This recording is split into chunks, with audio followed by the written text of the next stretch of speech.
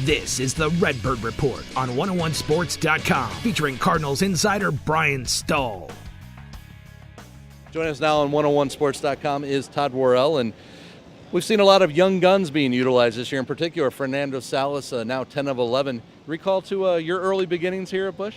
Yeah, those are some fond memories. Coming up in a pennant race in '85, and Whitey throwing me out there and in the fire, and I really enjoyed it. And I think the young guns that they got here are getting some experience and getting in there, and I think they'll be all right. What was the biggest part of the transition? Coming up to the big leagues, how big an adjustment is that?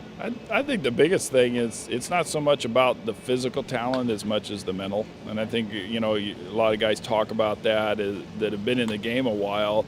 In order to survive, you've got to be able to have the mental piece. And you got to be able to, I think that's what really sustains a player out there on the mound. You can't always depend, you're not always going to have your stuff. And so what do you got after that? And you still have to do your job. And I think that's where the mental part of the guys that have survived and stayed in this game have learned to do. Yeah, and it seems like the trend the last few years has been to have veterans who have kind of had other roles evolve into closers.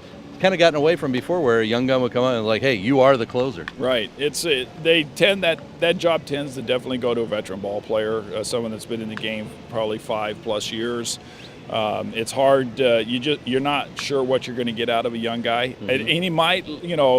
A lot of times you get the flash in the pan, where they look really good for a few outings, and then as the grind starts to come and people are expecting you to go out there, you'll start getting the chinks in the armor, and sometimes, that's where the hard decision I think comes with these young relievers is staying with them. Very good. Appreciate the time. Good to see you. You're welcome. All right.